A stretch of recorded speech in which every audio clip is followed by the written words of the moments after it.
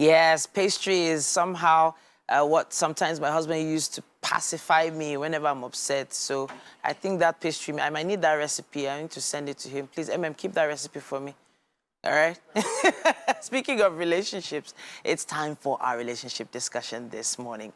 We have our guest here with us, Deji Shomi. He is a certified practitioner of family systems engineering, a love and life experience architect, a content creator, and writer on marriage and relationships. Now, today we're discussing unearthing your ideal partner amidst chaos. So when I think of the word chaos, I don't usually like the idea of using that kind of word when it comes to relationships. I know. Chaos? Well, nobody does.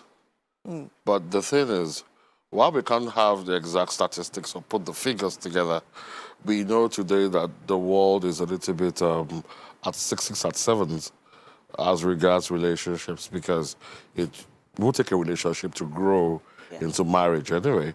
And when you look at it, and everything just seems a little bit transactional, people seem too entitled. Some people are expected to carry the relationship by themselves. One is for two people, and some don't even know they're supposed to develop or evolve their personality to work on themselves in the relationship, or even work on the relationship. I want to go back to that word chaos, though. Yeah. Because whenever you hear the term marriage, you think of marital bliss, peace, harmony, partnership, right? Yeah. Relationship. But once you throw the word chaos in there, nobody wants to admit that. Okay. So is there some sort of denial going on? I would not call it denial per se.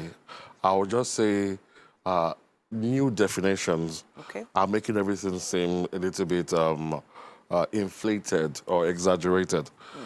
Today, what we have is bad news kind of sells more. People pay attention. And today we found out the meaning of truth. The truth today is whoever speaks the loudest. So as we have it, those who are having very good relationships are usually very satisfied within themselves, feeling no need or urge whatsoever to come and put it like in your face. Now, what we now have is the other side of this particular divide, who today will post pictures of their loved ones, put 1,000 beautiful words, then on the third day, delete them, say whatever they did wrong, flog them all over the internet, and it looks so toxic. And you're like, what exactly is going on? So we are trying to stem it in the face of people are beginning to get afraid of marriage because of because it's only the ones that break or separate that people are hearing about, not the good ones. So should we now should we display the good ones more? Do you think that is a solution to creating a better impression of marriage or good relationships, so to speak? Because in the end, it's work.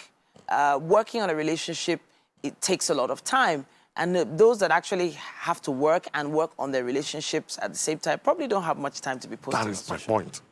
That is why they're not out there. They don't have the time, because what they are doing is the right thing, which is living their life. But the life we have today of, if you don't think my life is great, then it's probably not great. Then it becomes a problem. It becomes a problem. It makes people want to let you know that I'm living the life. So faking it. Let's take another term from the topic. It's unearthing your ideal partner. Unearthing. Does that mean that your ideal partner is somewhere under all that chaos? Is it somewhere under all that, maybe discombobulation? Because there's a lot happening with every individual. And the ideal partner you saw in the beginning is still there, right? Yeah. You can unearth your partner, because most of the time I like to think of human beings as human ore. It's like you have gold or like you have silver. You will not find it in its purest form. You will naturally find it in an ore. It requires refinement. So the human is the same. What have you learned? What are you going to learn? How are you going to put yourself to be better?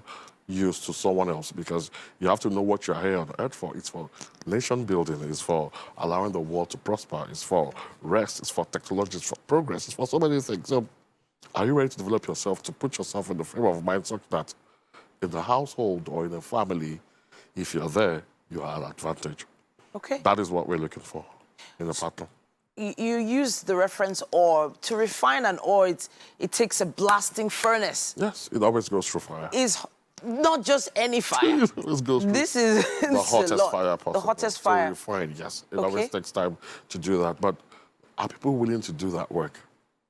That's the question. That is the question that we have today. The reasons why it seemed as if marriage worked at the older times than today is that there seemed to be less free will then. Okay. If you were married, you had to work at it. It was not an option. Today, we know we have lots of options. Okay. So we're not going to work at it. If you know you have no option, if someone imprisons you, for example, you now want to be nice. You want to show value. That eventually, if there is a chance to see you in a good light, they might release you. But that's not the way today. There are so many options, so you just know that, oh, this is not working, I'm moving over there. Forgetting that moving over there means going to another person, learning about their good and bad sides, then try to see whether it works. How long do you want to see whether things work? Okay. So now, the definition of the ideal partner is what we need to figure out at this point, because there are definitely certain traits that the average... We've talked about this on our show before. Maybe a lady growing up from secondary school, she had a whole list of things she wanted from her ideal partner.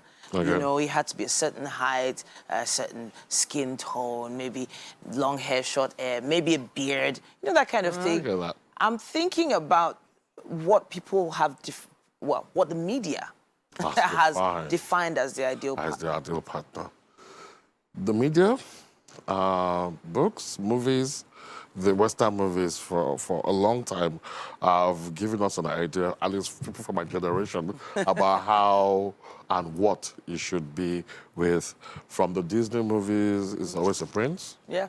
The papas are never available for marriage most of the time. It's always a princess available for marriage, someone trying to win their love. And here as well, we got stuck with 6 feet tall, or all the six packs and everything. Earning 10, I mean, earning, no, 7, 8 digits. Yeah. 10 is a lot to start with. But they're rich families, so you don't know. Then we have that structure in our mind that is what we are set on.